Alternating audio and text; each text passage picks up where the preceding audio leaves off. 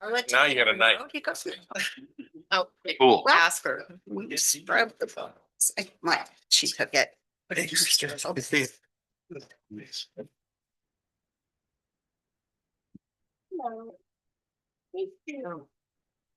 Sure, one, two. But you didn't have to get all dressed up for this.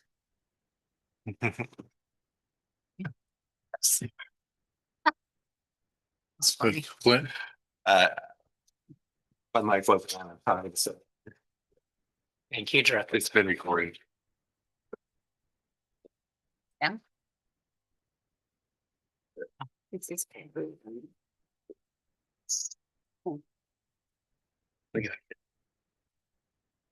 Drop off and pick us. Right?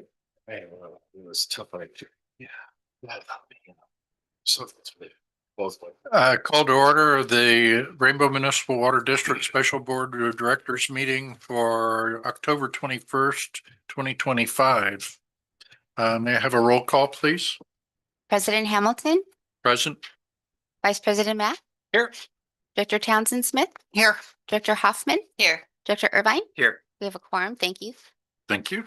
Please join me for the Pledge of Allegiance. Ready? Begin. I pledge allegiance to the flag of the United States of America, to the republic for which it stands, one nation under God, indivisible, with liberty and justice for all.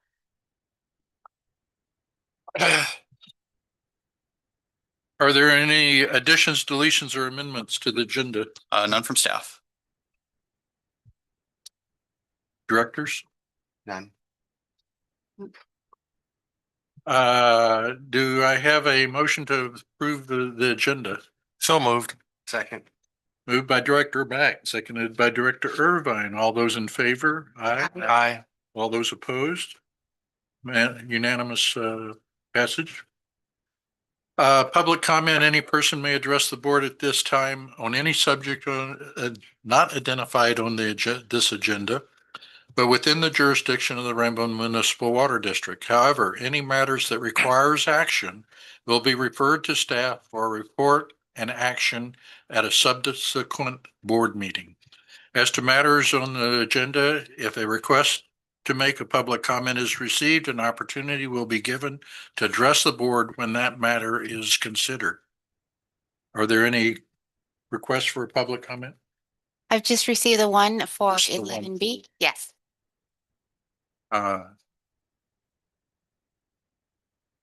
Any outside, nothing? We have. Okay. I'll forgo the details here. Employee recognition. Yes. Today we've got a good one. Ruben Lopez. He looked excited to be here. I could tell. Ruben received Excellence Coin Award. Actually, it was several months ago, but we've missed a couple of board meetings, either vacations or whatnot. But it was his 5th coin. So, and when one of our team members receives all 5 coins, kind of special recognition. And just to remind the board, the coin program is peer-to-peer nomination. So this is somebody observing, one of our core values, integrity, professionalism, and nominating their colleague, which they've done for Ruben. I'm probably more than 5 times. I bet he's got a couple other times. Yeah. Well, you get honorable mention if you get the same category twice. So, you don't get 2 coins. But Ruben's been with us for 10 years. Celebrating his, say again.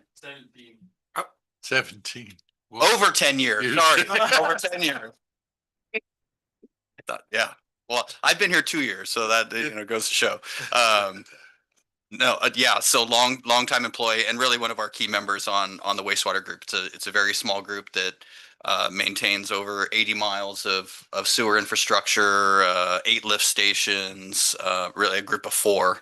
And so really, I think one of the best things about Ruben, and really since the moment I got here, really willing to jump in on anything. And I think probably these coins kind of represent, his, the teamwork that Ruben shows, I think, every single day, but willing to jump in, whether it's a water emergency, sewer emergency, all hours of the day, willing to come in and support the team. And so, so happy to recognize Ruben. Come on up and get your plaque. Yeah.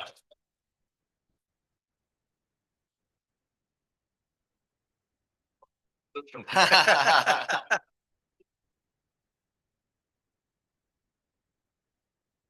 you go. Congratulations. Thank you. Yeah.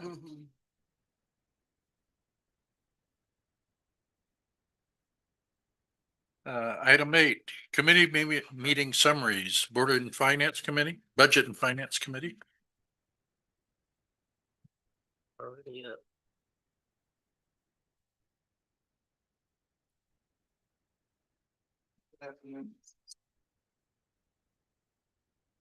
Good afternoon, Mr. President, members of the board. The Budget and Finance Committee met a week ago today. And at that meeting, there were two items that were brought to us that asked for our action. One of them is the rate structure that is before you on item 11A on your calendar. And the second item is one that we can talk about now, or we can talk about when it comes up. The committee decided not to support the staff's recommendation on item 11B, the variance on the rate for the water meter. So we can talk about that now, or we can wait and talk about that when it comes up on the calendar. It's up to you. Let's defer to the discussion on 11B. Engineering and Operations Committee did not meet in October. And so we have no report. For the rates, there was a couple options that were presented. There were two options, yes.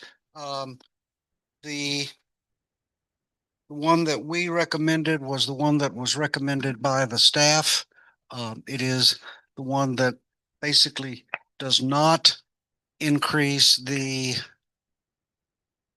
variable Fixed. rate, only the fixed. Right? The other way. Yep. Does not No, reverse it. Yes. Sorry, that's it. sorry. Old man stuff here. Okay, yes, we voted to support holding the fixed rate constant and letting the variable rate fluctuate. We felt like that was a better program for our consumers. That's it. Thank you. Thank you. Communication and Customer Service Committee. They didn't meet this month. This meeting is in place of that time slot. Oh. Yeah. Oh, we stole it, right. We did. Item 9, line none emergency replacement project update. We pronounce that's- Okay, this is an informational update to the board. The emergency project is ongoing. We have online Josh Farmer with Hazen, and in the audience, Jack Adam also with Hazen. These are our design team. We have the staff memo that was part of your agenda packet, and with that, Josh is going to share his screen and walk us through a presentation for the board. We do have a recommendation. We've been doing two options, whether auger boring or micro tunneling. There was discussions of additional geotechnical investigation. So we've been working on that, and we wanted to provide an update to you. And so with that, I'd like to introduce Josh again. All right, great. Thank you. Let's see, can you see my slides? Not yet. No. There we go. Yes. Okay, great. Well, thank you for having me today. We've prepared some slides to support our discussion again of the line and water line replacement by trenchless methods and our understanding of the ground conditions for this crossing. Please feel free to stop me and ask questions or share your comments. This is what I put together is purely to support our discussion. So what you see here is, at the location of this crossing, this is crossing State Highway 76. It's parallels the San Luis Rey River. And so what's key about that is that that whole area to the left there of the river, as you see on the slide, is a alluvial deposit. It's a paleochannel ancient floodplain area. And so you're going to have lots of alluvial deposits in this zone. And so what that tells us is that that we're going to have a little bit of everything. Whatever water can place, and move in place, we might find underground. And so keep that in mind. If that's kind of the origin of how we of the materials and ground that we're working in. So along those lines, you'll see here that the highway itself was built as an embankment. Basically, it just built it fill section right on top of the natural soils in the area. And so you could see in that cross section, you can see how that how it looks in the area. So that's going to be kind of critical to what some of our discussions as we move forward, keeping in mind that this is a big fill section on top of the natural soils.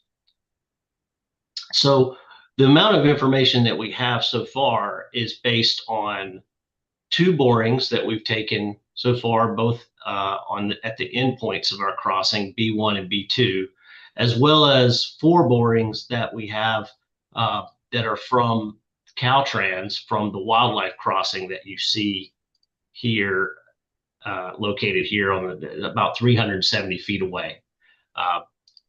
So that pulling that information together, we've been able to determine and characterize what we believe the ground conditions to be in this location. And so we have a combination of loose sands.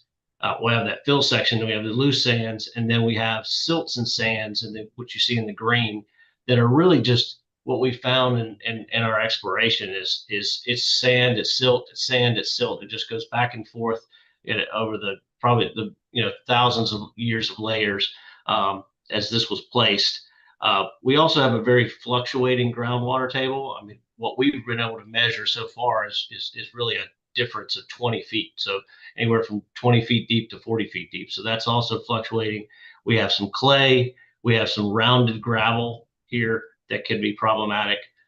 This is all overlaying our rock feature, which is decomposed granite and then very highly jointed weathered granitic rock.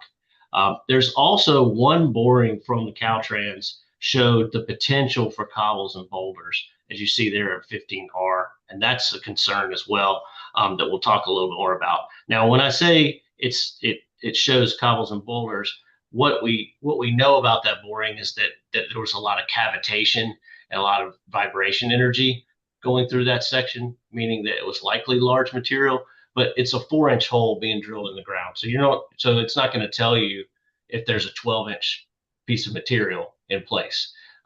It can't bring up something larger than the hole itself, but there was likely that there was something larger, probably at least cobbles in that particular boring. So we heard you in our last board meeting. There was some discussions and requests about could we use geophysical investigation methods to go get additional information out here to try to confirm the information as we understand it. And so I'll talk a little bit about that now. So geophysical tools kind of come in 3 categories. There's seismic tools, there's electrical tools that measure the resistance of electric current through the ground, and then there's magnetic tools. And so all of these tools work well when, for instance, in this case, when the sensor arrays, whatever monitoring devices that you're using, you're able to lay them out over a long, uninterrupted area.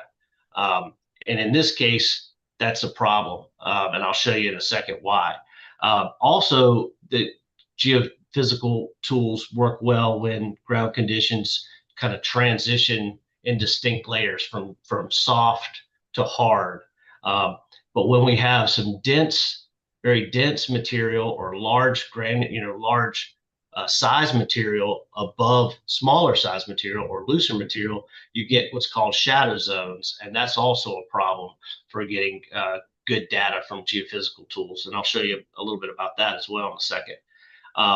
Geophysical tools work well if if the area that we're looking at is shallow, and unfortunately this project, we're also going to be deeper, more than 20 feet deep. And then it also works well when we're above the groundwater level, which, as I said, the groundwater level is highly variable here. And so there's no guarantee that we would be below the groundwater table either. So let me show you a little bit more about what I mean here. So when I said that it works well when you can have a continuous laydown of your sensors. So if we were able to string out sensors, let's say we were using seismic refraction, and that uses geophones. It's just a string of listening devices that sense vibration and sound that we impart through the ground.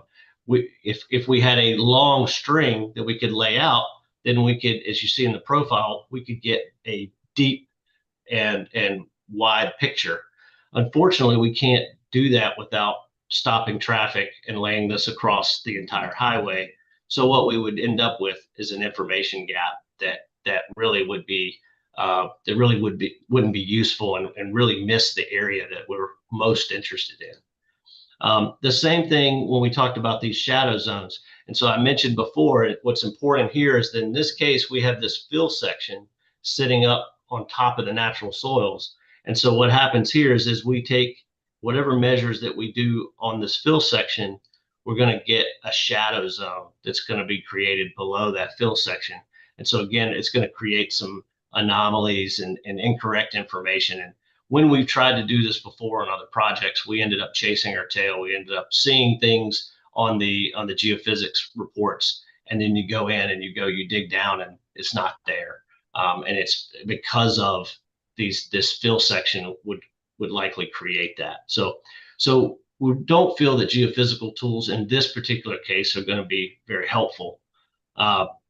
So any questions about that so far before I keep going?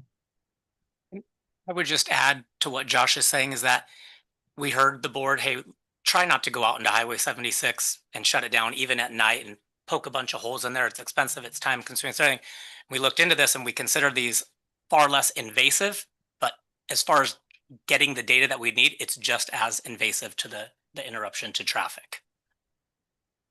Yeah, good way to say it, Chad. So what we have here now is that if we were to go and get borings in the middle, basically in these intermediate borings that we can use to help confirm those Caltrans borings, and here's an example of one of a particular scope that we talked about. The issue here is that we would have to do B4 that you see here close a lane, do it at night. We'd also have to do this. It would also have some impact, B3 and B5, as far as traffic's concerned. And so these three borings would require a Caltrans permit. And what we're being told at this point, that's 3 to 6 months delay. And so once we got to this point, we stopped. We said, okay, what else can we do here? Because this is an emergency project, and 3 to 6 month delay to gain information that could be just confirmation based was, at least something maybe we need to at least consider this a little bit further before we just push ahead. So let's talk about the ground risk here, and then we can come back to what information do we really need. And so I'm going to characterize the ground risk for you to kind of help put this in perspective. And so again, we have highly variable ground. We know we have fill, we have alluvium with a bunch of different types of materials and layers in that, and we've got this jointed rock. We've got high groundwater, and these loose and soft soils can be running and flowing ground behavior. So we know that's an issue that we got to deal with, and the rock is highly permeable because of that jointing. We had originally looked at directional drilling, which we eliminated as a method previously, and so we were now reviewing auger boring, two different types of jack and bore and pilot tube auger boring, as well as microtunneling. And so what we came up with is there's 6 main ground risks that we need to mitigate here. And so the first being settlement of the road structure itself, based on these very loose, fine sands and this running, flowing behavior of the ground. That's the number one. Number two, an uncontrollable groundwater inflow, and basically there is some indication here that we could be hydraulically connected to the San Luis River at times. So this is also a concern that we need to mitigate. But one very significant risk is having a sinkhole in the highway due to the rounded gravel. If the rounded gravel were to be encountered in certain situations with certain methods, that would be a problem. And so that's a major risk that we need to mitigate. 4 is an embankment failure of the highway, and that's because the fill section is sitting on and underlaid by very easily consolidating sands. And so we need to factor that in as well about vibration and consolidation of the material above. 5 is a work stoppage due to obstruction from boulders, and that potential of boulders larger than 2 foot in diameter. And the last is a work stoppage due to we call it hydrolock, which is like a friction lock. It's basically if we were to go in that jointed rock, it would be very hard to hold our lubrication slurries. So we could have this friction and just lock up the casing because we would just, the slurries would just migrate away in that jointed material. And so now that we kind of have a handle on what those 6 risks are, we have one way of mitigating that is picking our tunnel elevation. So if we pick the perfect tunnel elevation here, the best one available, we can mitigate 2 risks and we can eliminate 1. So that gets us some of the way, but that's definitely not enough. If we choose the auger boring methods that we've talked about, it's the same. If we can mitigate 2 of these and we can eliminate 1. And so by talking through this, we recognize that if we were to select microtunneling and just allow microtunneling alone on this project, then we can eliminate 4 and mitigate 1, and we're down to just 1 risk that we're now managing from there. And so, once we went through this process, we kind of the team and the staff we all started talking about, well, at what point is it worth it to just consider just making this project a microtunnel only project and mitigating a lot of these risks without having to have this delay of going and trying to confirm and do this additional geotech work. Any questions here before I move on? I'd like to just add in real quick because I was part of this conversation as we were going through this, and the check boxes were going off in my head, kind of what are we really trying to accomplish here, and really hearing what the board said the last time. And the thing that I kept coming back to was, we can go through and do some more investigation. Again, time and money, right? Guaranteed it's going to cost us, quite a few bucks. And really all we were trying to verify is, can we keep auger boring in the mix, right? Which could potentially be a cheaper solution. But the very things that we've been talking about, the soils that we've encountered that have provided us problems, the things that we know are there, those are the things that we're going out and trying to investigate there. And I think we know they're there, right? That we could punch 3 more holes and it's probably going to verify we're going to probably end up there anyways. This is a much more risky proposition. And so that was kind of that was part of my thinking was are we better off, kind of using that money towards the option that minimizes all of these risks other than boulder, right? If we run into a boulder, That's kind of where we're at. What do you do if you do hit him? Yeah. We're Words on. Yeah, we're talking about He's going to get there. We're going to dive in deep on what if you hit a boulder. And really, when we got to that point, that's what we're trying to mitigate. Really, there's kind of no amount of investigation because you're going to drill. If you're trying to drill 4-inch holes searching for a boulder, you could drill 50 of them across that highway and miss it, Miss it. right? And miss it. Um, And not know the diameter of the boulder. Yeah. So anyway, so that, you know, there was kind of a lot of back and forth between the team on this and kind of a lot of it driving towards, you know, if we do just bring it down to where there's one solution, we know it's likely the most costly construction cost. But at least we can start focusing our efforts on a competitive bidding environment for that, right? And really try to maximize that position. But I thought the check boxes, the risk mitigation really kind of opened up to some constructive dialogue on what we were actually trying to accomplish here. So that was kind of my thought on the whole thing. You have the flip side of that. If you choose one and then it doesn't work, you're still back to starting over. Yeah, you're pulling back out and adjusting. Yeah, well, they'll go through it. But I don't think. Yeah, That's a great point. That's a great point. Yeah, absolutely. And what I was showing there on the screen was what Jake was getting at is what if we went and drilled, every 3 to 5 feet, we still could miss a 2-foot boulder. There's no guarantee that we could hit it, that we would find it, even if it's there.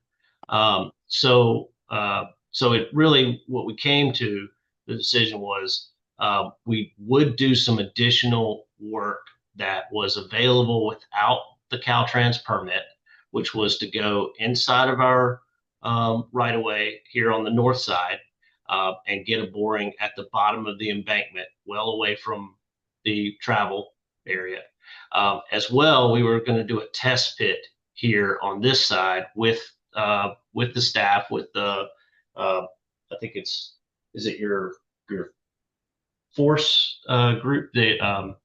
What is it, Chad? Force account. It'll be district staff Force account. Yes. doing E1, the test pit. Right. So we can go get a test pit where we can actually observe the stand-up time. We can watch the material, see how fast it ravels, if it runs, if it flows, see if we can find this rounded gravel material here. And so that will help us kind of confirm our final thoughts about and understanding about the ground here.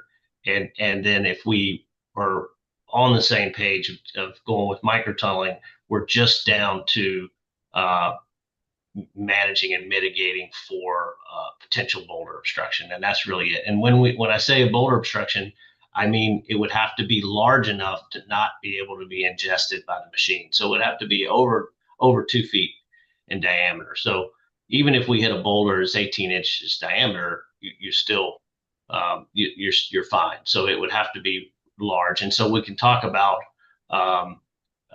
contractual risk mitigations that we can do to deal with that we use all the time for microtunneling. And so on this, just to expand on B3, we're in our right of way. We're out of Highway 76. So we've already spoken with our geotech. We have a drill rig that we are coordinating with. We'll have our environmental site out there. And then the Hazen team will also be out there along with district staff. So that's a drill rig.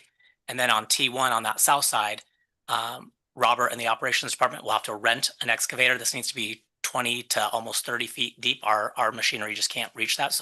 But we have the operators to do it. We'll do that. And that same team will be out there monitoring that. But that's actually showing as we're digging down exactly what that soil is doing. And so this is going to be very helpful data as we start to write these specifications and these front end docs. And Josh, are you going to get more into that, or is this a good time to kind of talk about how? This is a great time.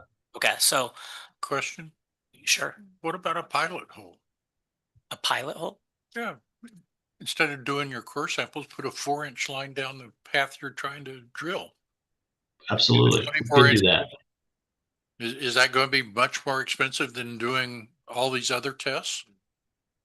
Yes, it will be expensive, but we can absolutely do it. And it's done all the time for larger diameter microtunnel jobs where we would go in and have a pilot tube, which is basically it's a machine that can drill a 4-inch, as you were saying there. It's a 4-inch pilot tube that is advanced exactly on our line and grade, and you would advance one at the crown of the proposed crown of the tunnel and one at the proposed invert.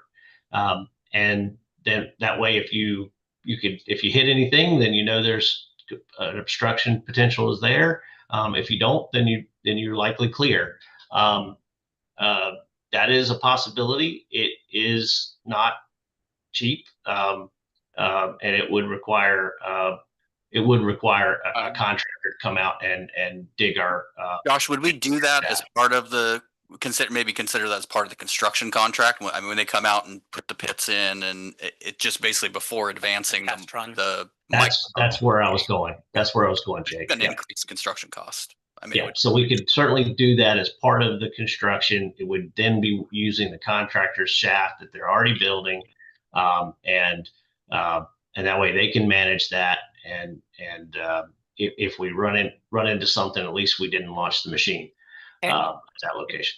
We have at that point we have the Caltrans permit, because what if something goes wrong and we break under Highway 76 and now we need to go That was going to be part of my question. a rescue, what a recovery is- mission? What is Caltrans' role in this? Like, we're a water district. Yep. We're not a road company, Nope. or whatever they do. Whether we are They have an working easement. in their road or under their road, we must have a Caltrans permit.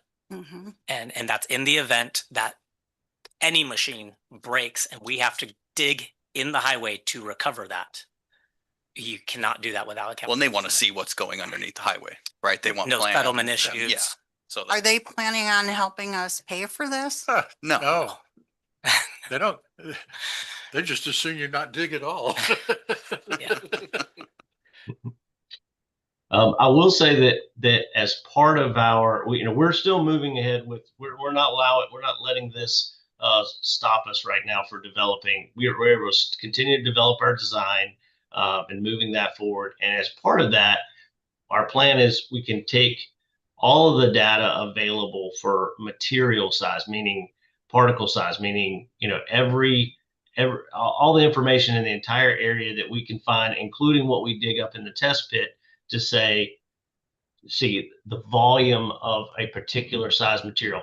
We'll take all that information and be able to give you a matrix basically that says, okay, it's a 3% chance that you can hit a 24-inch or larger boulder. It's a 5% chance, or whatever that is. We can do a probabilistic model for that and give you an idea. So, because right now you're probably thinking about it in terms of yes or no. It's a binary thought process that you're having. We're going to hit it or we're not going to hit it.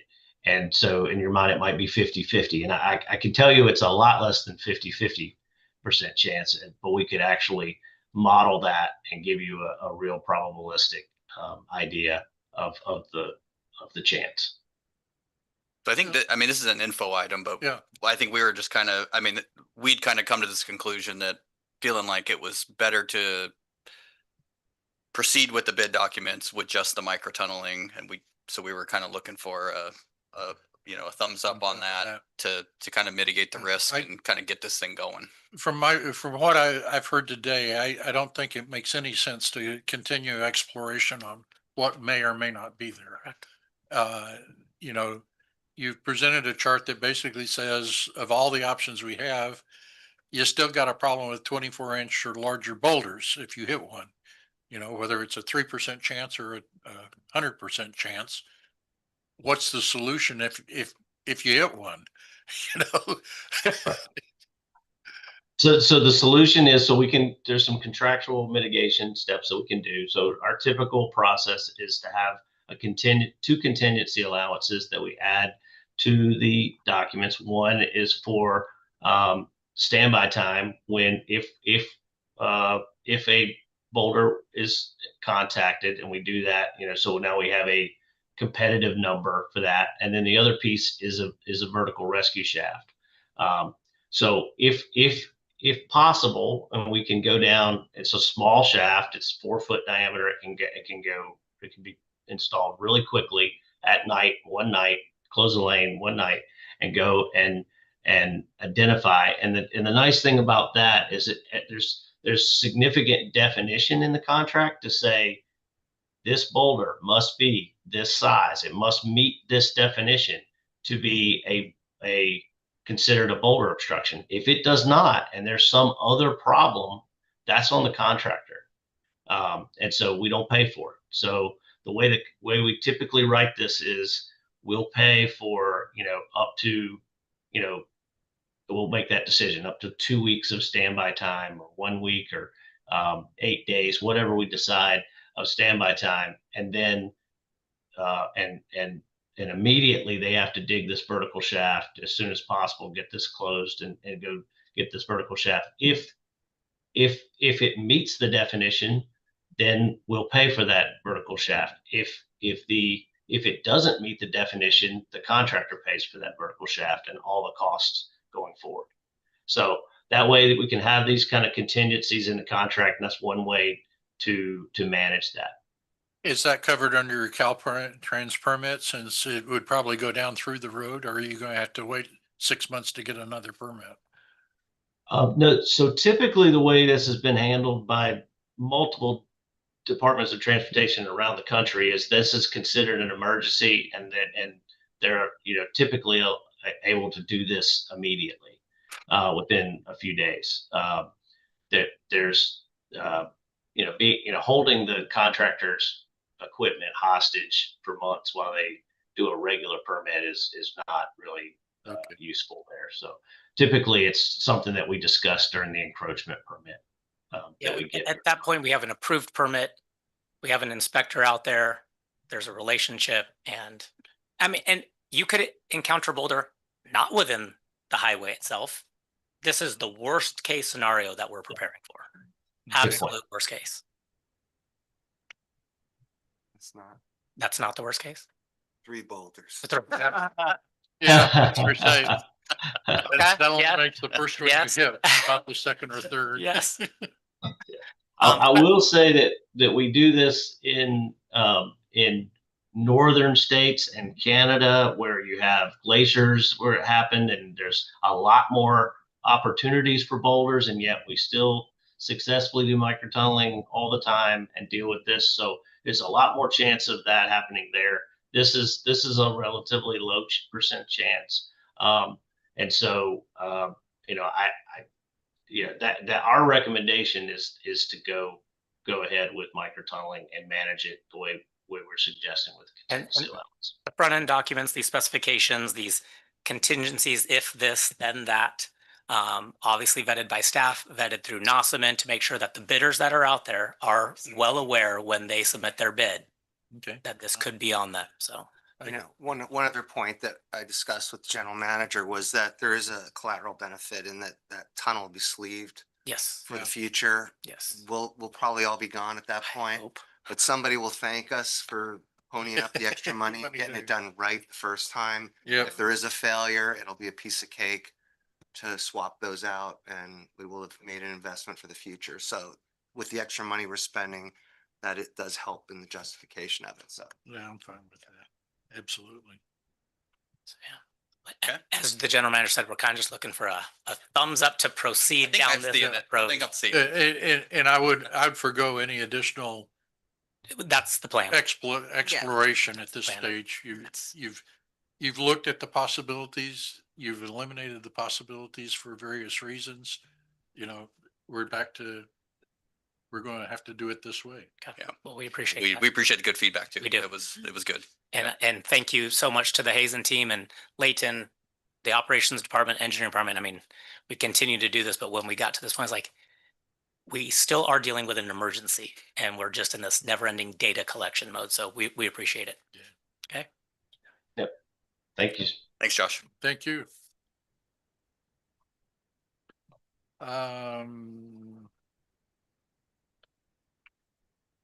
Consent calendar.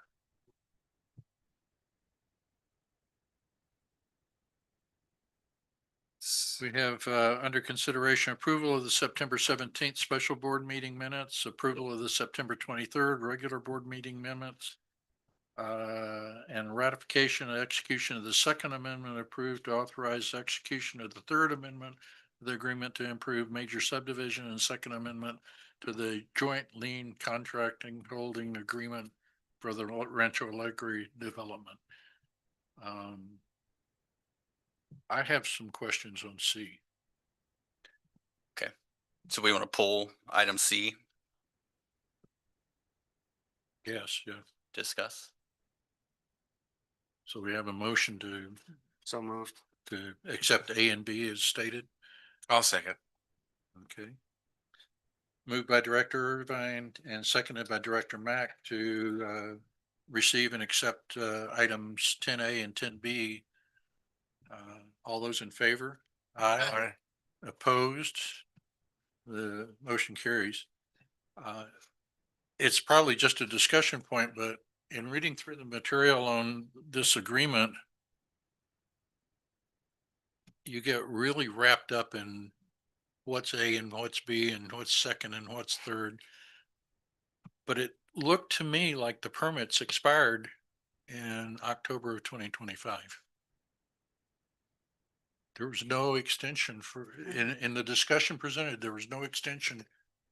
You know, the amendment 2 was to extend it from 2017 to 2025. Nowhere in the documentation I saw that there an extension October of 2025. So the third amendment in our discussions with the developer and the representative from the county of San Diego, the third amendment extends their permit for an additional 2 years. So Okay. starting now, They've two got additional 2 more years. that is correct. Because nowhere in what I saw we were asking to be approved Apologies for that. was that, I may have missed it. I'm just saying.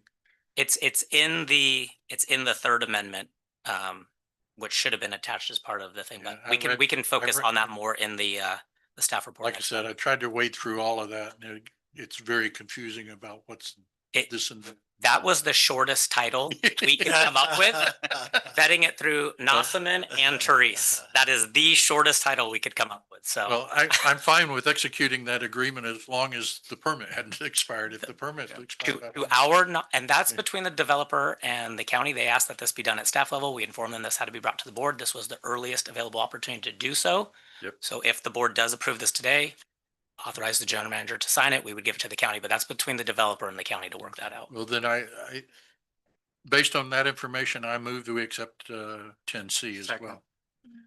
Moved by Director Hamilton, seconded by Director Irvine. All those in favor? Aye. Action items, review and consider proposed water rates effective January 1st, 2026. Constantine's going to take this. Yes, thank you. And I have presentation today for that. Thank you. Today we're going to present 2 options for water rates that will go in effect on January 1, 2026.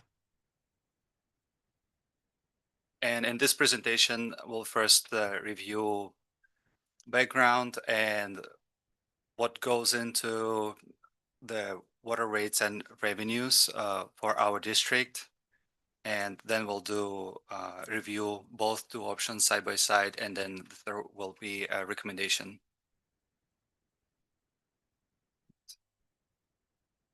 And our district conducts periodic reviews of water rates, and we want to make sure that we recover the full cost of service. And then our original budget was approved back in May, and ever since then, we worked with IB Consultant to look at our updated water rate model, and we want to make sure that it's aligning with Prop 218, and at the same time, it's equal and fair for all customer levels for agriculture and residential, and to see what options that we have. The purpose of this review is to evaluate the rate adjustment that will be effective January 1 and also incorporate Metropolitan's pass-through cost increase. And just to remind, that was 9.5% that they're 9.5 or 9% they will be incorporating on January 1 for our water purchases. And with this review, we want to ensure that there's long-term financial sustainability because we have to pay for all the debt that we have on our books, which is about 6.2 million in this fiscal year 26. And also for all the operation, maintenance, and our CAP projects. So taking all that in consideration. And this is just to remind, was approved by the board when we passed the budget back in May, the 4% increase on both sides on variable and fixed rates. Variable is how much we're paying per unit of water usage, and fixed rates is the charge on depending on the size of a meter that we have. So it's a monthly charge. So option one that was already approved would increase residential from $6.23 to $6.48, which is 25 cents increase, and agricultural from $4.91 to $5.11, which is increase of 20 cents per unit. It's a proportional increase of 4%, and that is why residential will increase by 5 cents more compared to agricultural. And here's a chart of comparison, how it will affect the fixed rates. Column on the left is agricultural fixed rates that are based on meter size. And on the right side column is the residential 4%. And as you can see, the difference, would be a larger increase for ag because they're paying a little bit more on the fixed side for their meters. So applying the 4% would increase their monthly bill more compared to residential. And then we have second option that we're presenting today. And this option incorporates metropolitan pass-through on the variable side only. And that has to do with the water purchases that will increase our cost starting on January.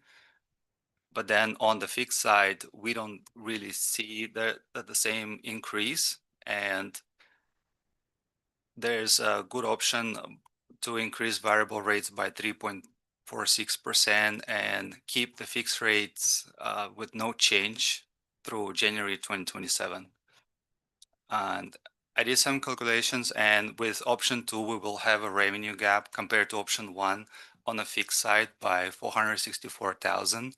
And that revenue gap, we identified some cost savings in the budget. So we received some actuals ever since July. We looked at the actuals for this current fiscal year, and we see that we'll be able to find some savings there to cover the revenue gap. So it's a good option, and we'll see that the residential will increase, and it is only on the variable side per unit, will increase from $6.23 to $6.42, which is an average increase of 3.05%, which is a 19-cent per unit increase. And agriculture will see the same 19 cents per unit increase, and for them will be $4.91 is a current rate, and will increase to $5.10 per unit, which will equate to 3.87%. And because it's a pass-through option, it incorporates equal unit increase in a dollar value. So it's just 19 cents for both customer classes. And both options support our strategic focus, and both options are in compliance with Prop 218. We reviewed them with Andrea from IB Consulting. And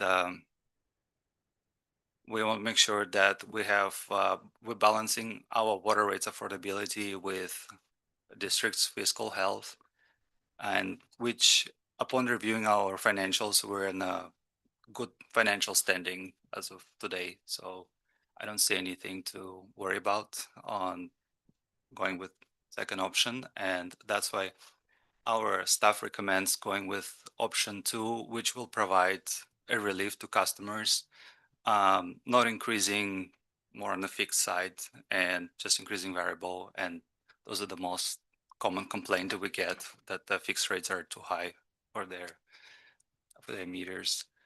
And at the same time, second option maintains fiscal stability by just recovering a pass-through cost, basically the 9% increase from MET.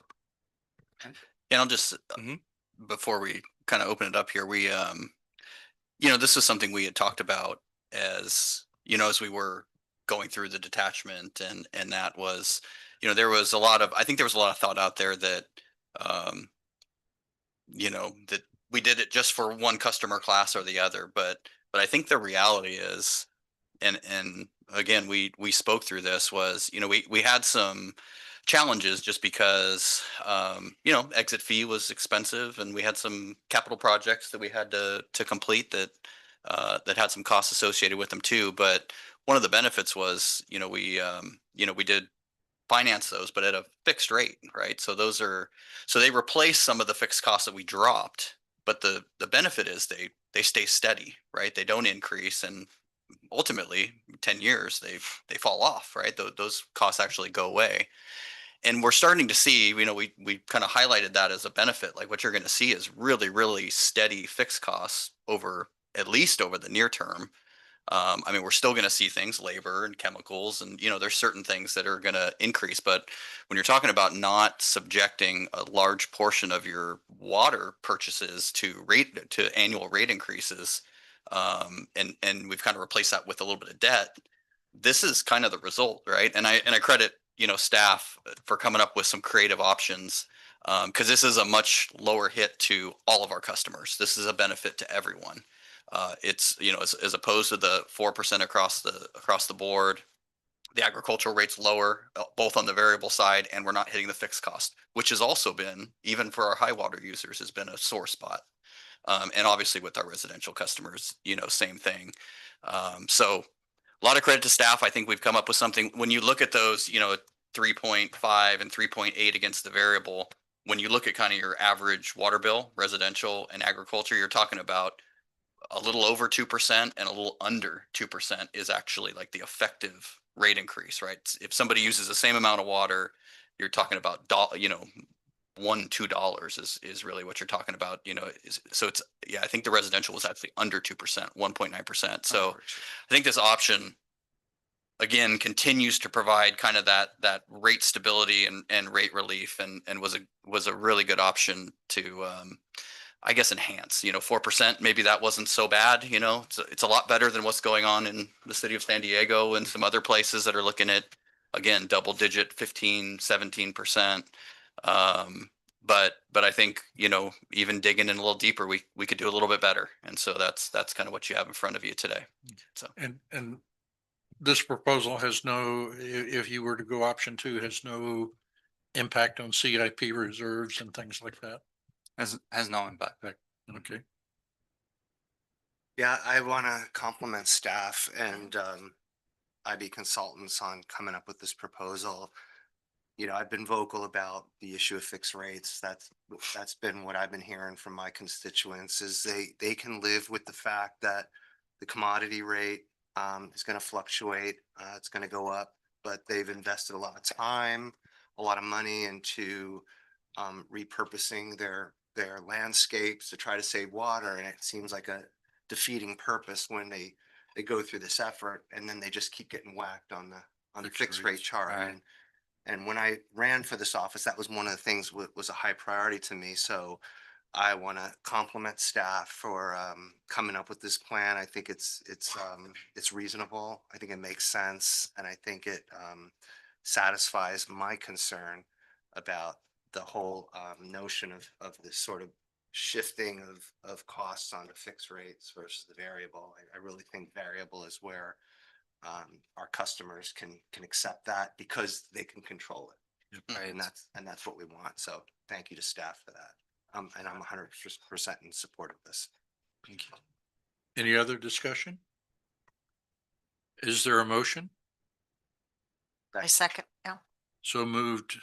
Lisa moves for option 2. Yes. Okay. And seconded by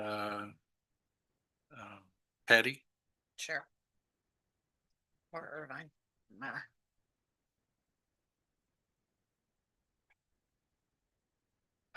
All those in favor? Aye. Opposed? The motion passes unanimously.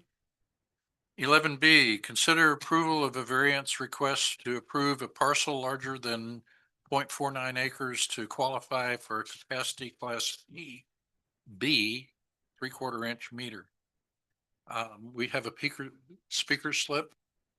I think Josh was gonna, our customer service supervisor was gonna You give want to a go first? short Okay. presentation, yeah. And then, sure. All right, so we have a variance application to downsize a 1 inch meter to 3/4. Right. Mr. James here.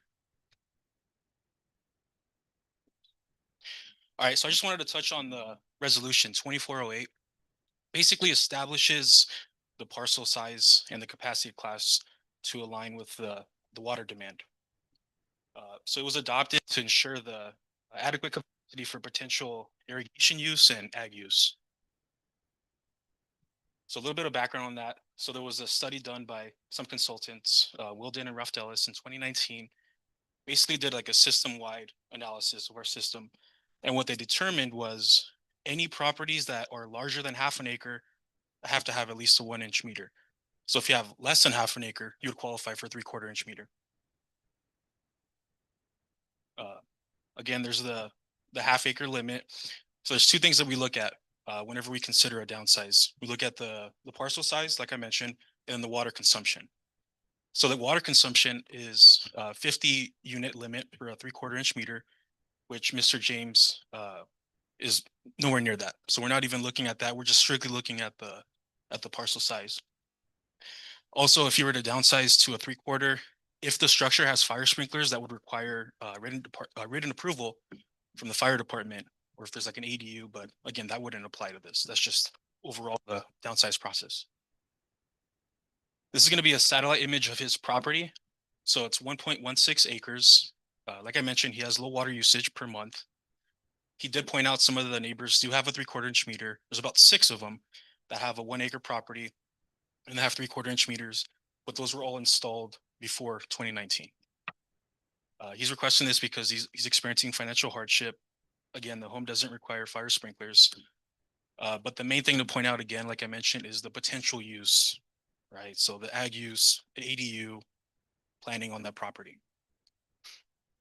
So the options are going to be to deny the request, to uphold the resolution, approve the request, or provide other direction to staff. So staff's recommending option 1, to deny the request and uphold the resolution. One thing I wanted to add, like I spoke to Jake about this. We've received a lot of these requests over the years. I've been here about 5 years and we've received numerous requests like this, which we've denied because we've upheld the resolution. So I think the district's fear of approving this is kind of going back to all of those, backdating all those requests. So just something to consider with. Anyone have any questions? I have Property a owner? question. Yes, he does. Is this the same issue when the female came in and was talking to us? It's different because that was a new build. So she required fire sprinklers. This home was built before 2011, which was when they required fire sprinklers. So that doesn't pertain. So this is going to be an existing 1 inch meter to downsize. Yeah, she ended up with a 1 inch meter. Oh, okay. So, yeah, I mean, historically, well, again, in development of the downsizing policy, that's, this was done as part of that. And like Josh said, we've, at least for the last 6 years or so have, applied that uniformly. But the resolution is 2024. Well, we made some updates because we Okay. actually tightened up the water use portion of that, but originally in 2019 established the acreage and the Meter size. Yeah. Aren't there penalties associated with a 3/4 inch meter if you exceed the maximum water amount? It's true for any size meter if you downsize. If you downsize, correct. In other Right. words, if I have a 1 acre thing and I have a 1.5 inch meter, I can downsize to a 1 inch, provided my water usage is below a certain level. But somewhere along the line, we drew a line that says if you're a half acre or less, you have to have a 1 inch, A minimum 1 inch, right? Yeah. and I think what Director Irvine's referring to is if you were to downsize from like a 1 inch to 3/4, and that limit is 50 units per month, If you exceed the 50 units, you get one warning. Right. The second time, you would actually be required to upsize and pay the difference in the capacity fees. And it's gonna- And the well, meter also. costs. Yes. Meter cost, yeah. Yeah, you basically have to upsize again, and I thought it was a 3-month rolling average or something like that. A So rolling average. that's how we used to qualify them. We would just look at the average, but in terms of the violation, we just look at I have two to give a violations. warning, yeah. Yeah, yeah, absolutely. I think the homeowner, yeah. Yes, sir.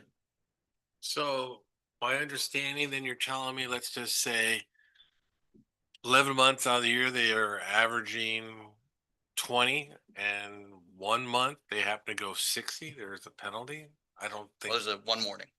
Yeah, you get a warning, and then if they exceed Is it again, one warning per year, or is it one per lifetime? I think it's actually 2 years. it's 2 years. Yeah. Yep. You know, we understand that there could be like a leak, for example. So, I mean, if they provide proof that there was a leak and it was repaired, we won't count that against them. But if it's just continuous overuse, we just don't want to burn out the meter, which leads to water loss. Well, and it ends up, I mean, basically the rest of the district customers pay for that, right? We have to replace the meter. That's a district cost that everybody else bears the burden of, so, Get the property owner to speak. yes. Yep. Yes. Mr. James, our policy is for a 3-minute presentation. Thank you. Thank you for letting me speak today and come present this to the board. I've been in the home since 2001. I'm the second owner of the home. When I moved in back in that area, my water bill was under $60 a month.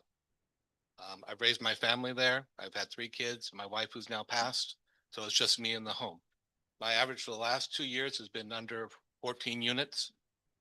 It's probably been less for more years than that. So I was unaware that there was a meter size that was going to become an issue in the future.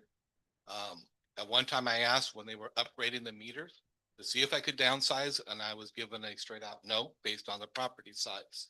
So I thought that'd be a perfect time to downsize because we're replacing the meters. Later on, I found out a lot of my neighbors, that was pointed out, had 3/4 meter. And I felt it was unreasonable that I was living there a longer period of time. And they moved in after me and they were still on a 3/4 meter because that's what they assumed with the house. So I understand the point of it having a 1-inch meter for an acre property. But when a new resident moves in and you don't even know their water usage, they get to assume the old meter without having any chance of upgrading, where the district loses money in a way. And I'm still paying the same rate as everyone else that uses the higher volume. I don't plan on moving. I'm not planning on building an ADU. House was built in 1977, like was mentioned earlier. It doesn't require sprinklers. I don't plan any change in the future. Obviously, if there were, I would assume that would require an upgrade back to a 1-inch meter.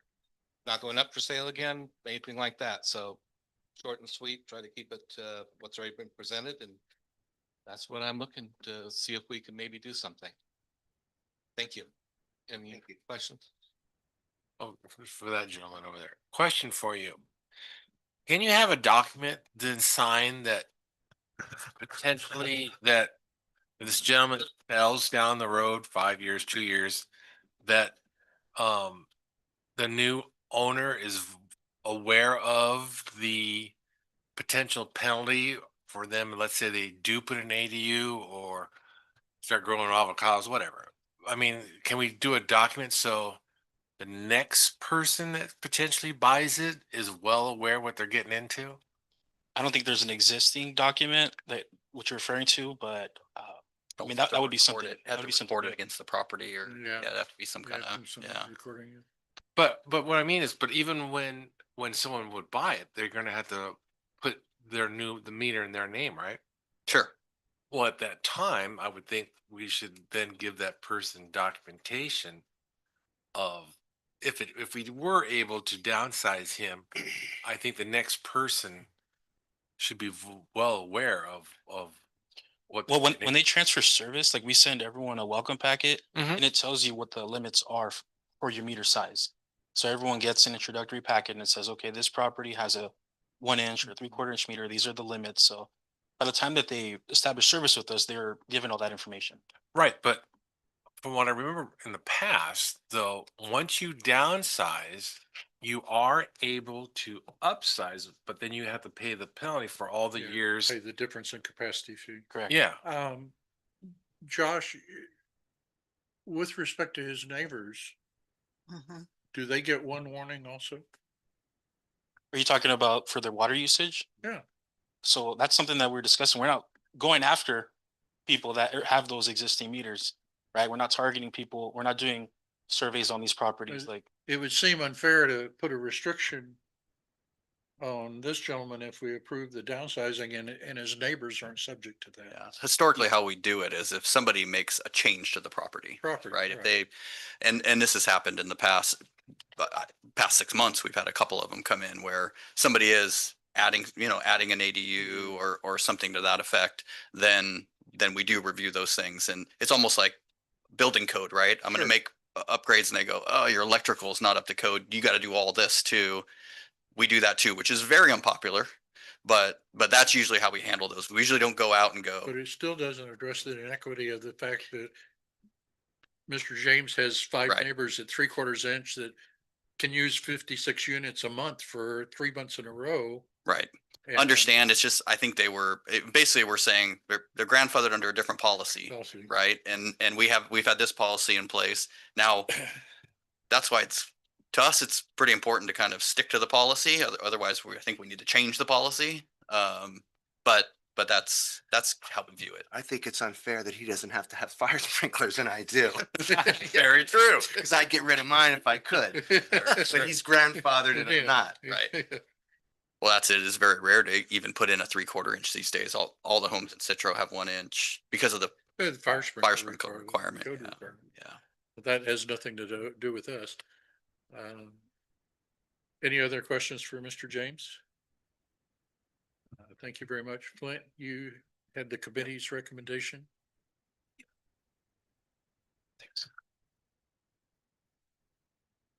The committee completely understands and in some measure supports the staff's view that a policy is a policy and it needs to be rigorously enforced. We get that. And that variances or, well, variations off of that policy can open up doors to previous actions that you don't want to open, things like that. We get that.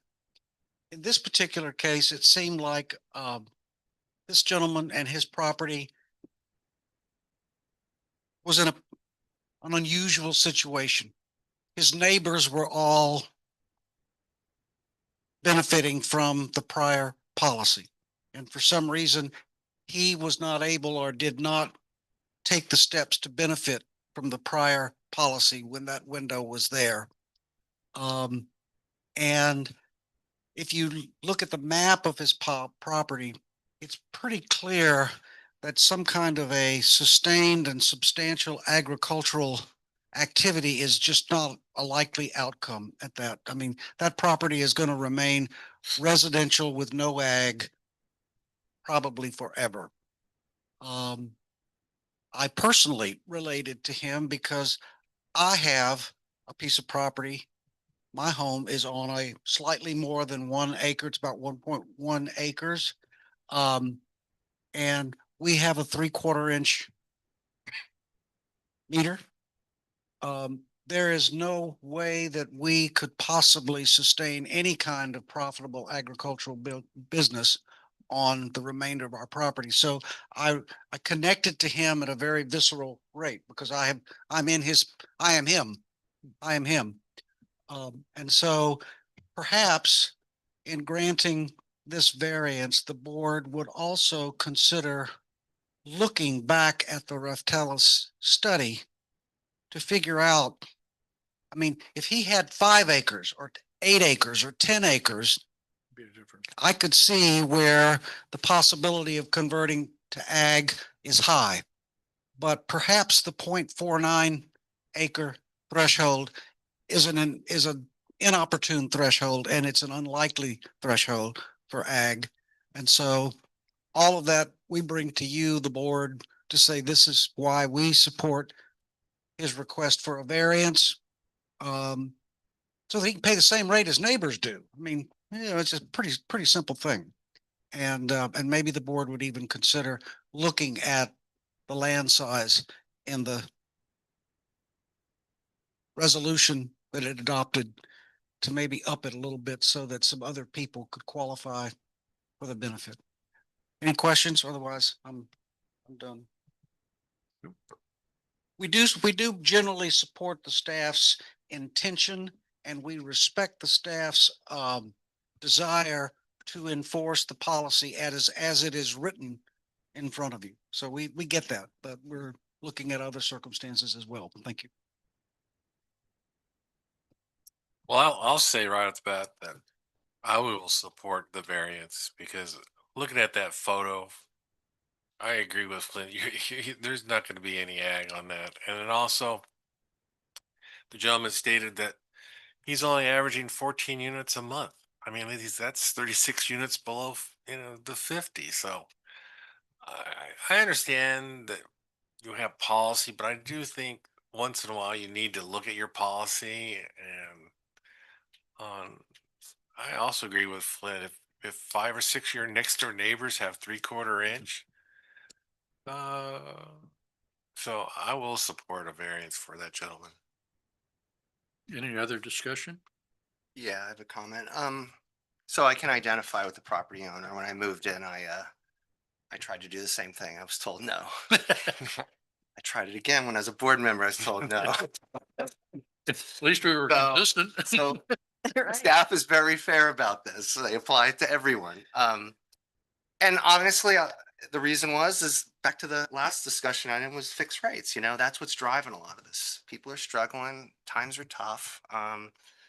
And those fixed rates really take a bite in people's budgets. And so that's kind of creating, I think, for your staff, sort of a wave of requests to try to find ways to save. And the easiest way to do it is to try to downsize that meter. Now, when policies are policies, I'm not a big fan of that. But when it was explained to me why the policy is what it is, because meters are mechanical devices and they're designed for certain capacities, that meter sizing is designed to not have this constant issue with meter fails.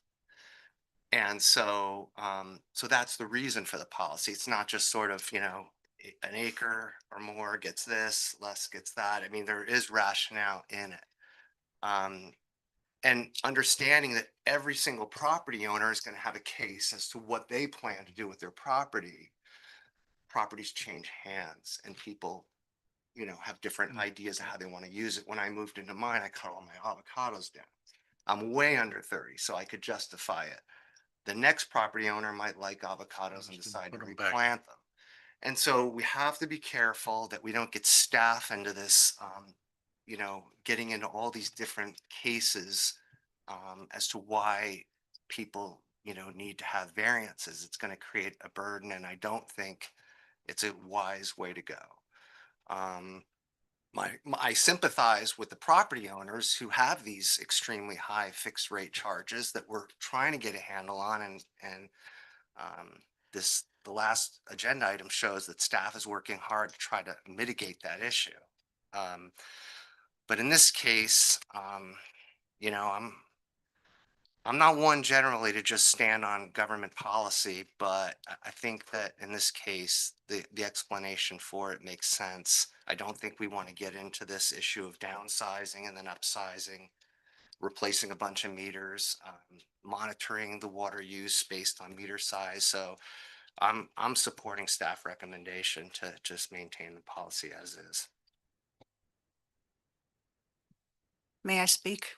Yep. Well, I have huge respect for everybody in this room, but I do hear the history of this place, and I think a variance is appropriate. Lisa, any comment? I'm agreeing with staff with option 1. I actually fall in the same category. I think we need to review the policy.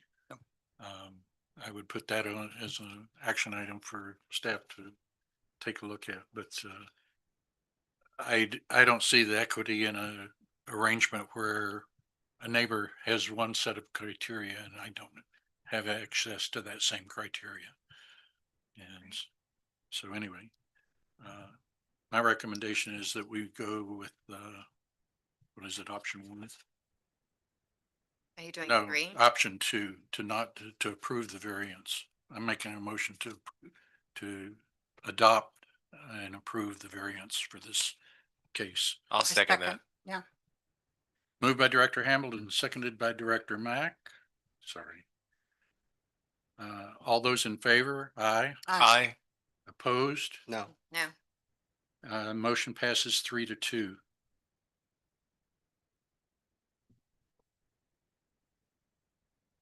And yeah, we'll certainly, we'll review the policy. That's what I figure. If this got approved, we're gonna have to, because we do need to develop a policy that we can support. And, because this one's not, I understand there's sometimes gray areas. This one, per our current policy, is not, it's black and white, right? It's just over the acreage limit. So I think we do need to bring back something and put the science behind it and make sure that we're kind of, the board's ready to support that. Cause like Josh said, they're getting a lot of these, right? So it's not just, it's a revenue thing too. Yeah, Absolutely. It's very revenue. So. Okay. Item 11C, consider the award of a contract to Raftellus for strategic planning and organizational assessment and consulting services. Yes, and I'll take this. So this is a continuation from last meeting. I know we had talked about this. We had formed an ad hoc to review some proposals we got from to update the strategic plan. And just to give you a little bit of background, original strategic plan for Rainbow was developed in 2016. It was the first strategic plan that the district had done. There was an update done in 2020. I think it was kind of a light update. That was COVID had hit and some other things, but it was updated in 2020. And really, typically, what you see, among other districts, and I think it was really the intent of this district as well, was to, look to refresh it every 3 to 5 years. And so, why now? Well, it's been 5 years, so that's one good reason. I actually have been looking at this over the past year. I know we'd kind of talked through some of these things, but the reality is, we had some pretty major initiatives that were within the 2020 strategic plan that are now complete. Right, they're done. The detachment being one, and kind of many other things that were underlying some of the kind of the key initiatives there. We do have new-ish district leadership, both board and administration, and I think really a lot of new challenges and opportunities. We're seeing, large interest in development, right? Increase in single family units. We have a lot of new relationships with our, wholesaler to the north and those kind of things. And so I think there's a lot of challenges, but I think those are also opportunities that we want to address strategically. And really the whole purpose, is really to ensure this board's vision is aligned with staff's priorities, that the, initiatives that we're putting forward, really we got hit by Amazon again. Oh, just that one. Okay.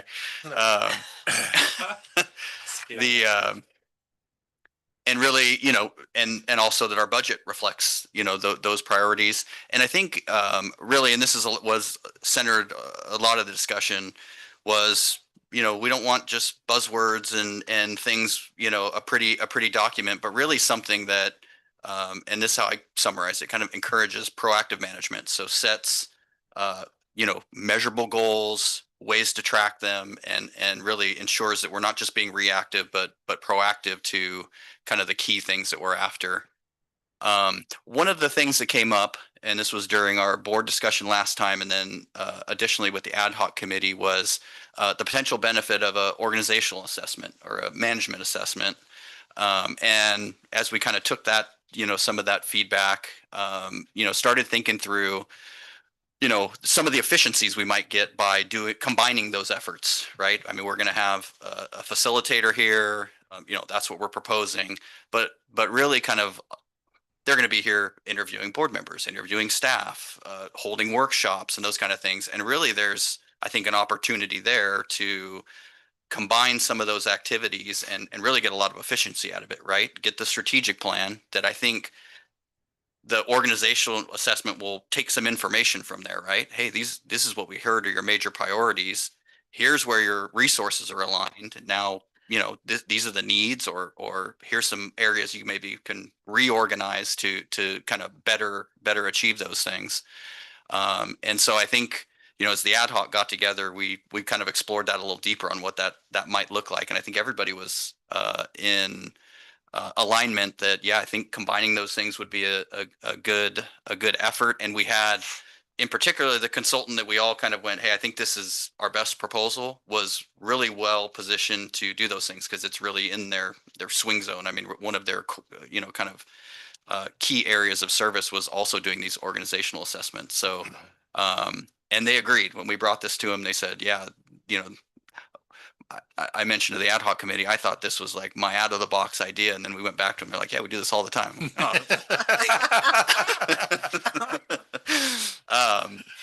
But they agreed. What took you so long? Right. But they did agree that a lot of efficiencies gained from doing those things concurrently, both just from, travel and, they're going to be here on site and, doing certain things. And so you just get some time and money savings out of those things. So as I mentioned, the ad hoc committee met on 9/25. There was 5 of us, unanimous that Raftellus, and Raftellus is they provide a broad suite of services. They do a lot of rate studies, but they also have a group that really focuses on these kind of things for agencies, and both small and large. They gave us a list of references, very, very impressive, but do a lot of strategic planning and organizational assessments. We reviewed a bunch of their sample work and that, and but really, really impressive. And I think when we went back to them and gave them direction, they did a great job at coming back with a revised scope that's in that's in the packet. So the original strategic plan scope and fee was not to exceed $55K. That was their original proposal. We talked to them about kind of this synergy between the two activities. Again, they agreed, if you did the organizational assessment on its own, it would probably be a similar cost, right? Yeah. 55, something on that magnitude. But due to those efficiencies, there is some scope add, they're doing some additional research and looking at things and benchmarking and, those kind of tasks. It adds 14.5. So the total's 69.5, which is our request to award a contract to Raftellus for 69.5. I will say too, we budgeted for this in the fiscal year 25-26 budget as part of the administration budget under the professional services, which generally covers like our lobbyist activity. And then we had intended to do this strategic plan. We put about 90,000 in there. So I think we're a little under budget. Could be though, when we get into this, maybe there's some things that the board wants to focus more heavy on. And so we can dive a little deeper, provides us a little bit of contingency to do that. And maybe I don't talk about this enough, but our administration budget, I've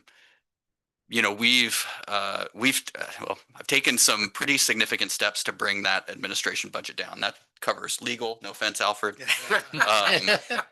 and those kind of things. But just 3 years ago, that the cost or that total was about $2.8 million. And this year the budget's 1.5, and we were $220,000 under budget last year. So we've already taken significant steps. You didn't have to ask us to do it. We just saw that there was room there, and obviously there's things going on, right? We were doing a lot of detachment stuff but I mean, as soon as we had the opportunity to go, hey, these costs need to come way down, we scalped them, right? And so that's kind of where we sit today. But even within that 35% reduction in budget, we did budget for this activity in there. So it's accounted for within the budget. So this is our proposal. Obviously, it's going to require a lot of engagement by the board, but I think we've got the right team. I think we have the right scope now. I appreciate kind of pressing us a little bit on, hey, let's see some real benefit out of this thing. But I think we've got a good program set up here, something that's actually going to provide a lot of value to the district. So that's what we have. I have a question. Sure.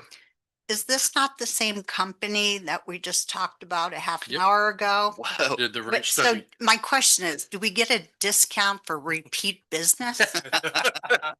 I think it's always a consideration, right?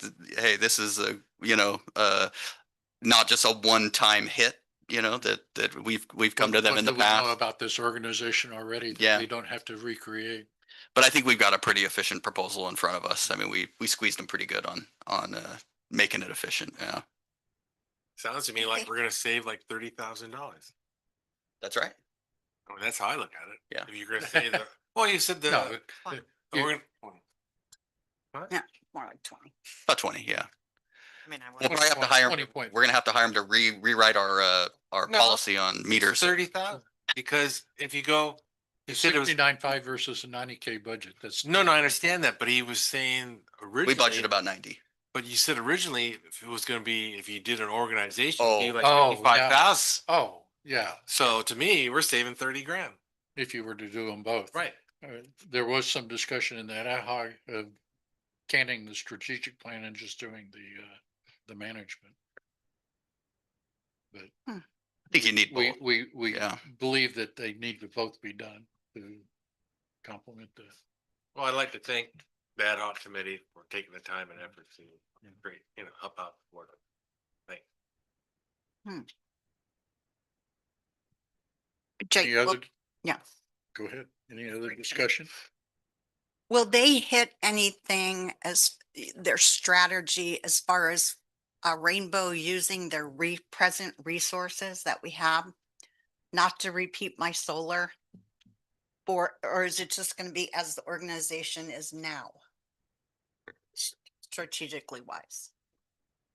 Like Don't understand. we know, well, we have the nurseryman up the street that what has. Oh. Revenue. Yes. Or is Um, it just going to be how the district runs? yeah, I think it's more organizationally. Yeah, it's more organizationally. Obviously, there's there'll be a lot of strategic things that go underneath those goals. Like if you say, I want to see more revenue, right? I want to see outside revenue from okay, what are the strategies we're going to take? So those things kind of fall underneath. Again, the board kind of call it 10,000 feet or 30,000 feet going, hey, I want to see less revenue coming from ratepayers and more coming from outside. Find some ways to do that. Yeah, I would like that. Then those Because- strategies are going to wrap up underneath it. Yeah. That company was leasing that land for Peanuts. dirt cheap Peanuts. until somebody in this organization went and said, wow, that's not right. Yeah. And they changed it. Yeah. That Stuff won't, like that. that won't be part of that scope. That's No. more, those are more Yeah. individual. But as operational Yeah. decisions. But as we develop the, strategies underneath it, the board's obviously, I mean, that's, you're going to definitely have some plugs into that, right? Some plugs into that. Yeah. Yeah. But more overarching. Yeah. I do have a question. So, if we were to approve this, when we kick it off, I'm assuming that Raftellus will have sessions with, the board to kind of get our feedback, and that would include issues regarding not just the strategic plan aspects of it, but also the organizational study in terms of what the board's looking for and what we want to see, things like that. Absolutely. Yeah, you can definitely get. Yeah, so 5% some of the staff questions cutting. that Patty has, in terms of what can be looked at, what can't, that'll be included as part of our session as a board. Right. To say, hey, these are the things that we're interested in, and we'll get that opportunity. Yep. Thank you. That's good. Any other discussion? Do I have a motion? So moved. Second. Moved by Director Irvine, second by Director Townsend Smith. All those in favor, aye. Aye. Opposed? Motion passes unanimously. Information items, operations report, engineering report, administrative services report, and a financial report. Are there any questions relative to that or any input from staff? I don't think so, unless there's any questions. Nope. The other reports are all there. This doesn't require a vote or a motion, correct? Nope. Item number 13, reports and comments, general manager's report. And I'm going to try to be quick. Couple of Just things. sent it to us last weekend. I know. Did everybody? Yeah. So I think, you guys got a lot of that.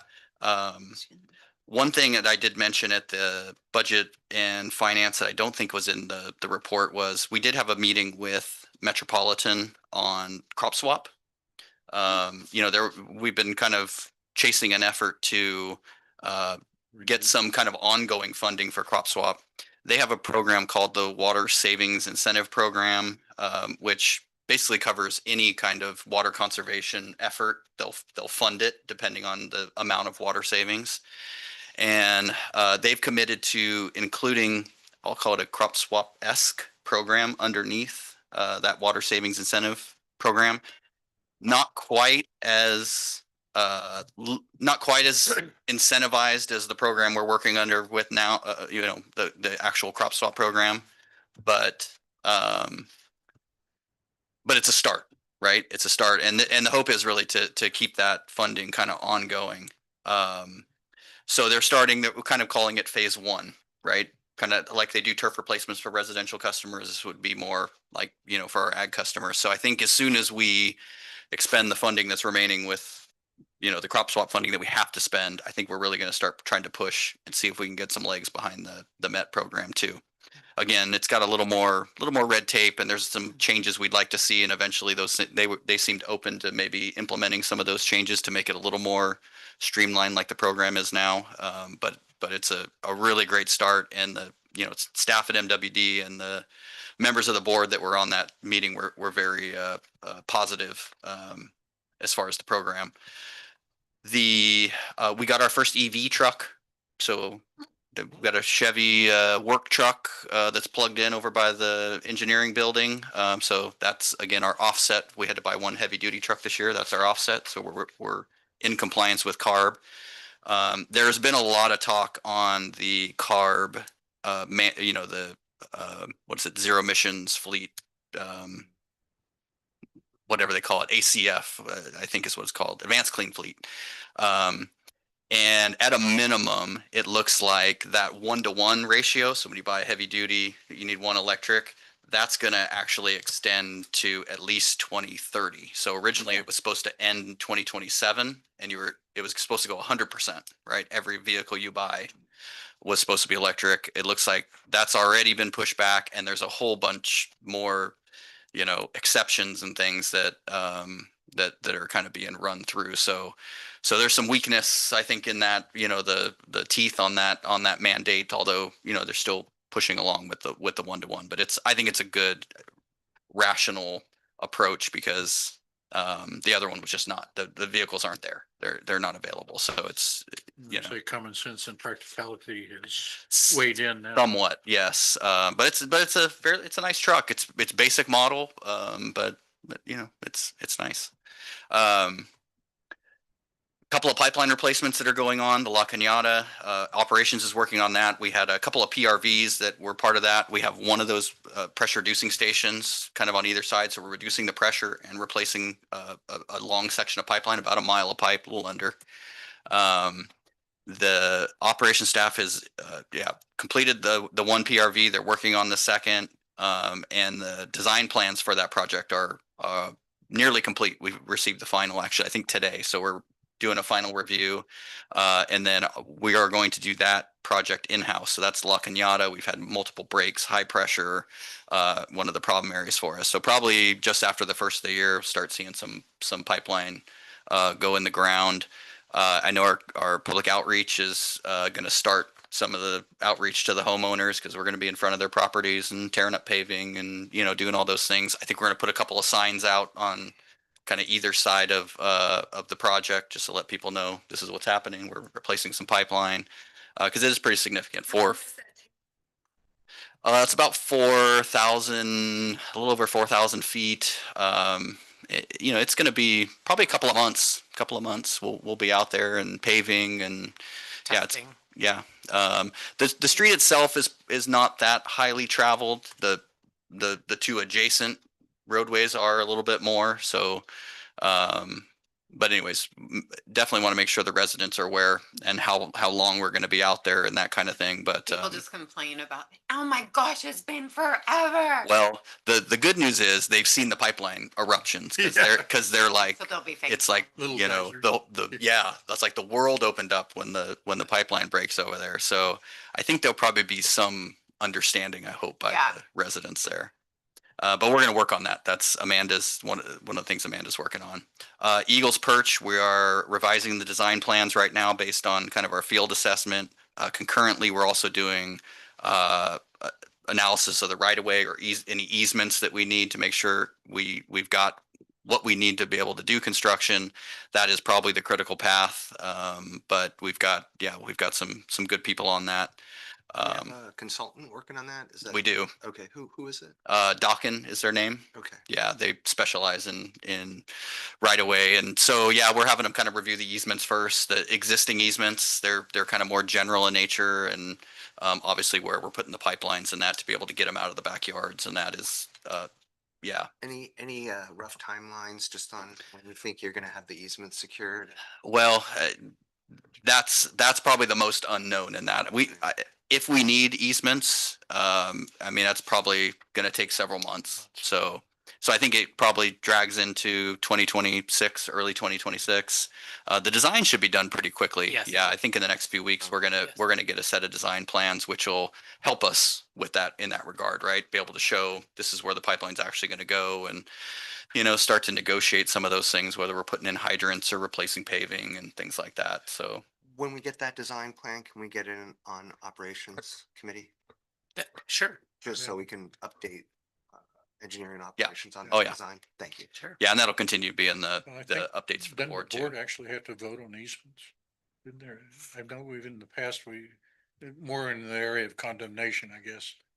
Acquiring easements. Acquiring I mean, I easements. defer to legal, but if we quit claim, absolutely sure. goes to the board. Acquiring an easement, does that require board action as well? We usually do for real Okay. property. Yeah. Anything with real property? Yeah. We'll make sure it's the second to the third amendment to the.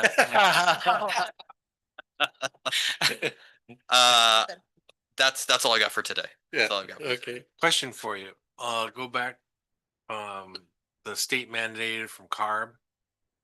Is there any type of funding at all to help put infrastructure for charging stations? There is, and actually we're chasing that through SDG&E. SDG&E actually has a program. And so, yeah, we have our application in for that funding to bring the power in, and they actually pay a good portion of it. So, yeah, so So our current charging stations and an electrical cord coming off of 120. our electricians actually put in a nice system, but it's just a level 2 charger, you know, so it's nothing fancy. Yeah.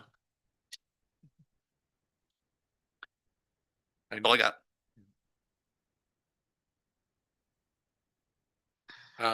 Legal, thank you. Sorry. Thank you, President Hamilton.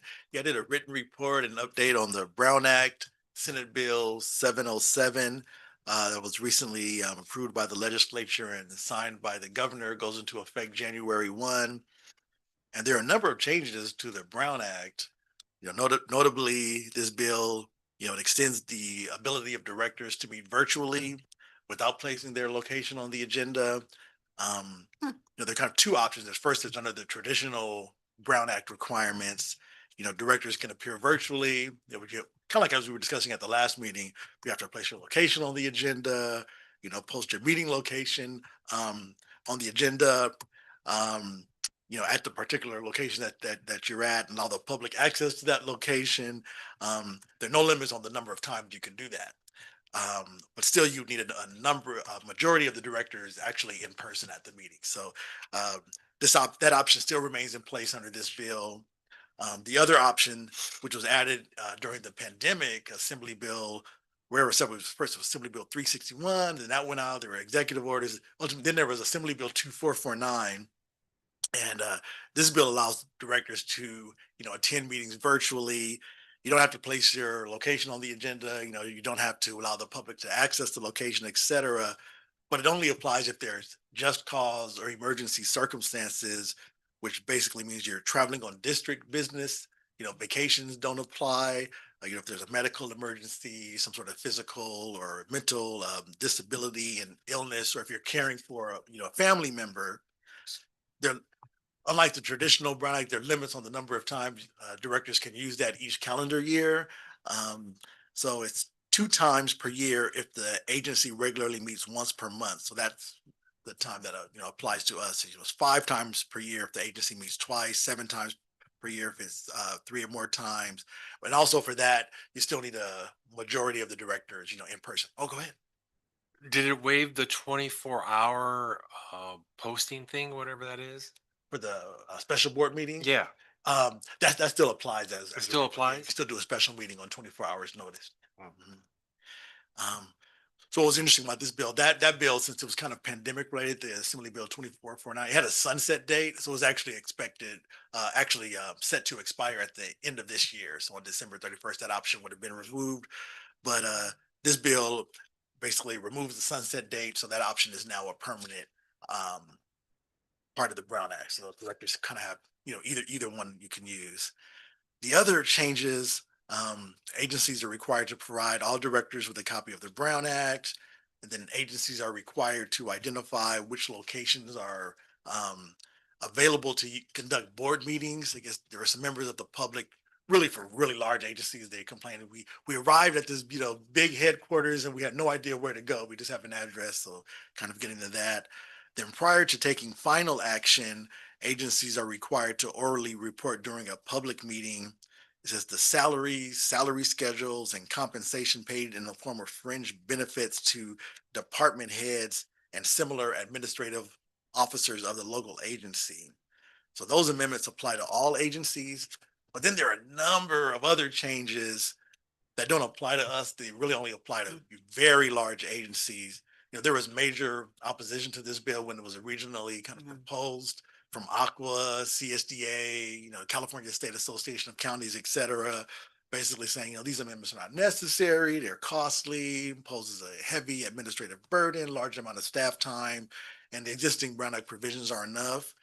So the kind of quote unquote compromise that ultimately came out of this from the legislature is that many provisions only apply to eligible legislative bodies that are defined as, either the entirety of a county with population of 600,000 or more, or, with 200 full-time employees, or if the agency has over 1,000 full-time equivalent employees, or if the agency has annual revenues over $400 million and over 200 and full-time employees.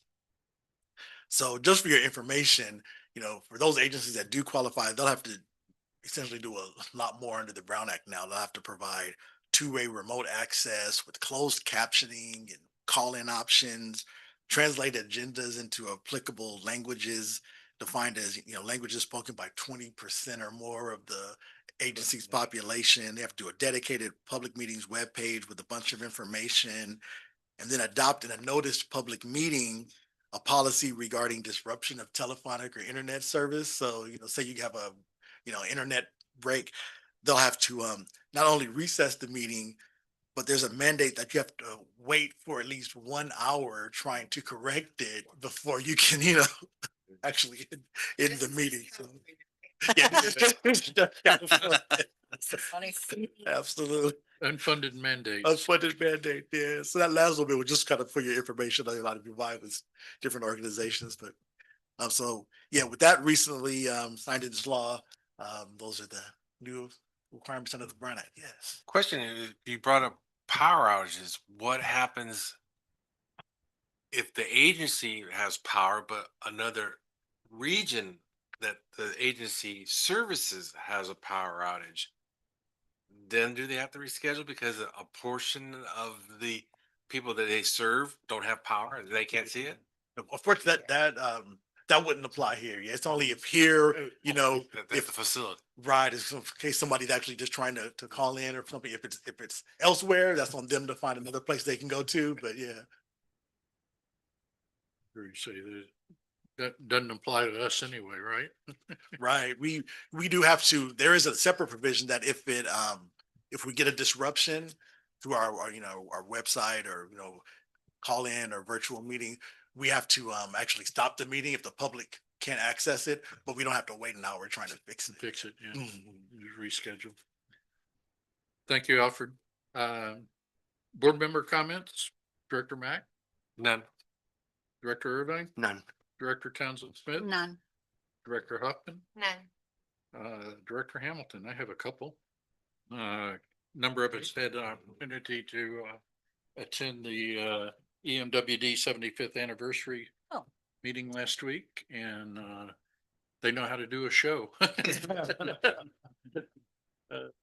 Anyway, but some of the things that came out of that, first of all, Alfred has been appointed their EMWD's legal counsel, so congratulations. Yeah. We're working on to his clientele to the fact that he may need to relocate out of Los Angeles. Right. Because he's spending so much time down here. Yeah. The other thing I found amusing, it really wasn't pointed out, but we talked about EV charging stations. Did you notice all the charging stations they have? Oh, I didn't. Yeah, as you walked into the counter, there was like a whole parking lot with probably 20 or 30 charging stations. And no vehicles parked at it. I put my booklet out there with like, they have like the little, what is that called? The little viewfinder. Viewfinder, yeah. There's a viewfinder. It's out on the table up Table. there if you want to see it. Uh, Cause I went to that also. It was very nicely done. We were laughing that it was one of these stereoscopic things that, who was it? Oh, one of the EMWD employees I was talking to, he's laughing. He says, my wife's a grade school teacher. She's going to take it to school to show them what we used to play with. Kodak Viewmasters wasn't that what it was called? Kodak Viewfinder. Viewfinder. Anyway. The other thing I have is Santa Margarita Water District, which isn't on the agenda, but they had their meeting this morning. They're still looking for a new general manager. The water master? The water master. Yeah, yeah. And they think by November 14th, they'll have that more or less approved. The existing company that the previous water master worked for basically said at the time that individual's appointed, any transition is going to cost you money. And come up to Sacramento area and pick up all the junk that's in his office. So Is that nothing really happening there. There was no report on Corma or other than the base reported that they had settled up with Fallbrook on any differences in funds and costs that had been owed between the two agencies. Board reports, CSDA. I'm No the report? rep, but I haven't heard, I don't know anything. Okay. LAPCO. Did they meet? LAFCO, they did, not a lot. They did give an update on the wholesale MSR, so County Water Authority, and then Met is a part of that. And they expect a draft by March of 26. The other thing on LAFCO, they do have there's 7 seats on their special district advisory committee that are up for election. So they're actually taking in nominations. So this is, it's kind of a more informal group. They meet about quarterly, but it's just, again, an advisory group to the LAFCO commissioners. It's made up of special districts, any type. So fire districts, water districts. We actually have really good representation up here in North County. We have Rachel Mason, who's part of the healthcare district, Jack Beebe, Jeff Aiken from the North County Fire Protection District. So there's 3, 4, 5 members that are Is Joe kind of McKenzie in on our that too? neighborhood. No, she's on the commission. And Kim Thorner. Kim Thorner's on. Mhm. And those are 2 of the ones that are up. Beebe and Thorner are 2 of the positions that are up. So if anybody is interested, let me or Therese know. It's open to you can be a board member or appointed by the board. So I think it's just the five of you and myself that would be. Is Kim running again? I don't know. I don't know. We just got the notice, so haven't been able to reach out to see if any of the incumbents are continuing on, but yeah. That's what's going on at LAFCO. EMWD, We have an ad hoc meeting tomorrow. So we should hear, it's been a little bit, we have an in-person meeting tomorrow.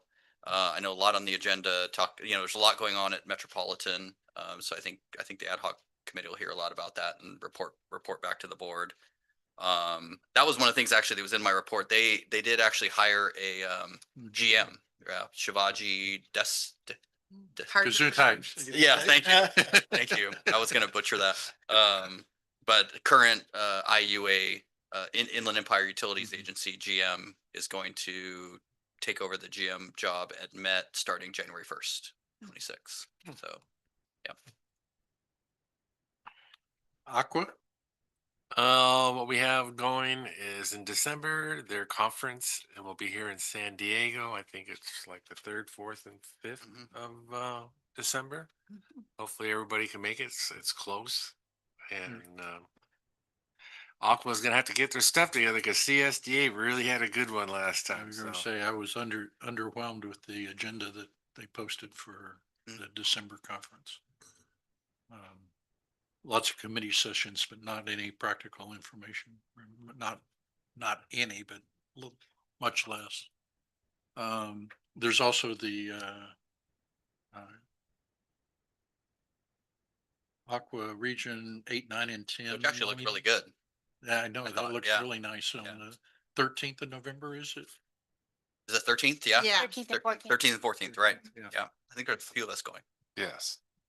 Oh, and one last comment on the thing that Mr. Hamilton and Jake and Lisa, we all went to.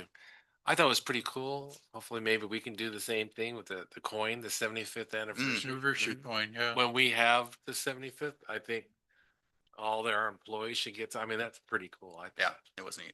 So that's it. Committees, workshop, seminars, or training?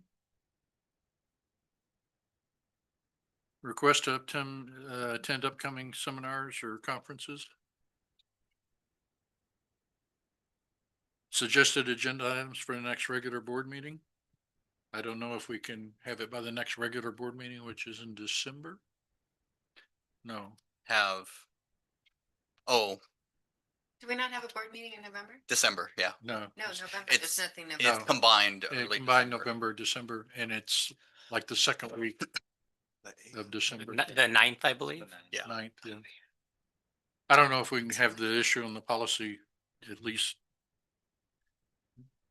open for discussion. We'll for drum it the up, study. see what we can do. Yeah.